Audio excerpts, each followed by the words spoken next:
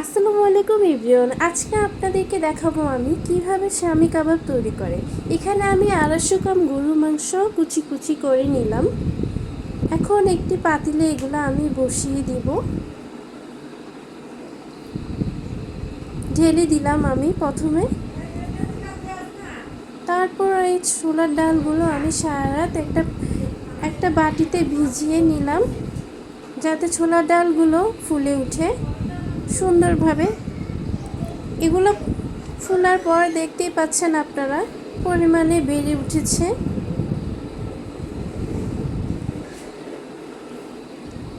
আপনারা চাইলেও এটাকে ভালো করে ভিজিয়ে রাখতে পারেন আরও কিছুক্ষণ। এখন আমি এগুলো ঢেলে দিলাম।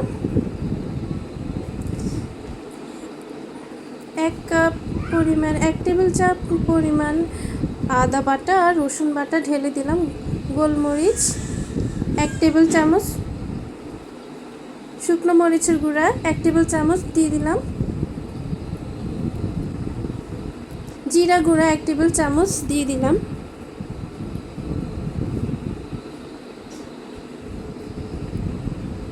এরপর আমি স্বাদ মতো লবণটা দিয়ে দিলাম।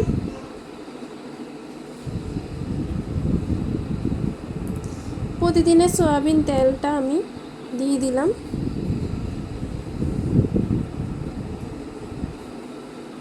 এবার আমি ভালো করে নেড়ে চেড়ে এগুলো মিক্স করে নিলাম।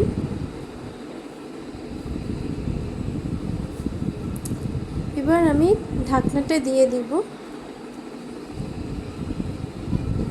আস্তে আগুনে বুঝতে পারবেন আপনারা কিভাবে পানিটা বের হয়ে আসে। এখন আমি ঢাকনাটা উল্টে দেখব। দেখতেই পাচ্ছেন আপনারা কি সুন্দর পানিটা বের হয়ে আসছে। এখন আমি এটা নেড়ে চেড়ে আরও কষিয়ে নিব। ভালো করে কষানোর পর আমি আর একটু পানি দিয়ে দিব।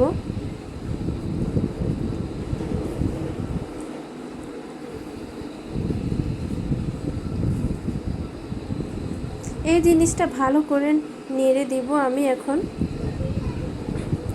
বা ঢাকনা দিয়ে দিব। ভালো করে এটা জোশ আসার পরে আমরা দেখতে পাবো যে কিভাবে শামি কাবাবটা তৈরি করা যায়। এভাবে আস্তে আস্তে জোশ আসার পরে একটা ভাপ উঠে আসবে, দেখতেই পাচ্ছেন আপনারা। আমি ভালো করে নেড়ে চেড়ে আপনাদেরকে দেখাচ্ছি ছোট ছোট মাংস টুকরোগুলো কিভাবে নরম হয়ে গেছে। এটাকে আমি ভালো করে নাড়াবো এখন।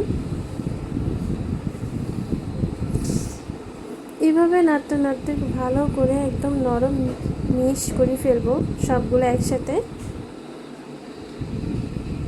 এখন আমি একটা বাটিতে সবগুলো ঢেলে ফেলবো।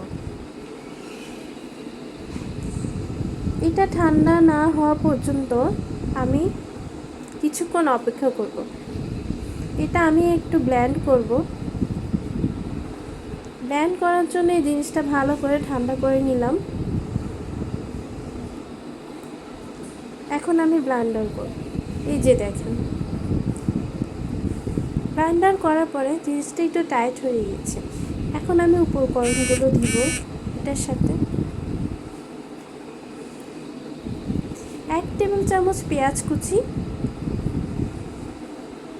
দিয়ে দিলাম। কাঁচামরিচ দিয়ে দিলাম।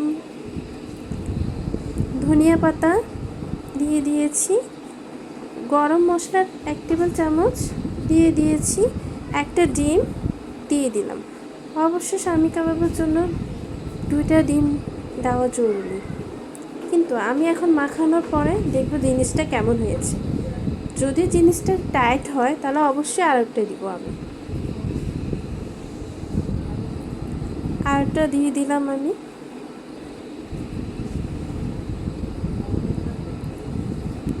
এখন জিনিসটা ভালো করে মাখিয়ে নিব, অ্যাডজাস্ট করে নিব,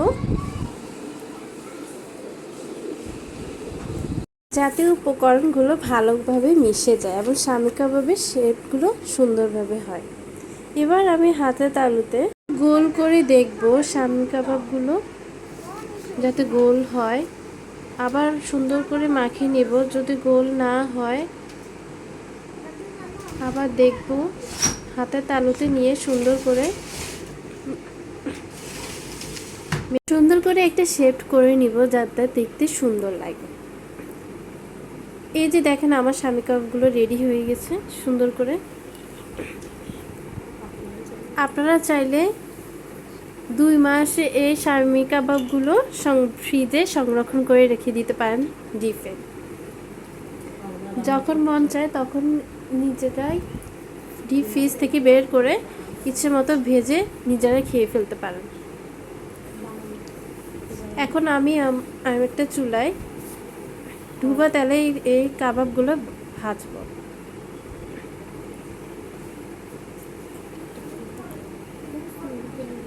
হালকা আঁচে এগুলো ভাজবো।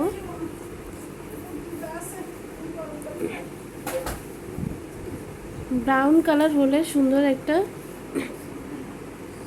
কালার আসলে আমি এগুলো উঠাবো।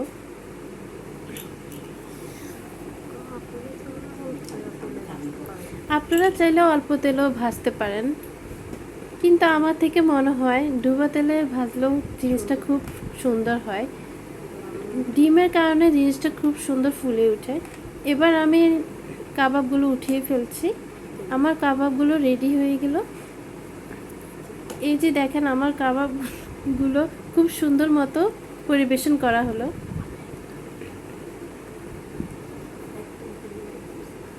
আমি একটা ভেঙে এখন দেখাচ্ছি আমার কাবাবটা কেমন হয়েছে। দেখুন কি সুন্দর একটা ভিতরে কালার হয়েছে। আপনারা দেখিয়ে বুঝতে পারতেছেন যে কাবাবগুলো খুব মজাদার হয়েছে। আজ এই পর্যন্তই। ভালো লাগলে আমার চ্যানেলটি একটা লাইক আর সাবস্ক্রাইব করবেন। ভালো থাকবেন। আসসালামু আলাইকুম।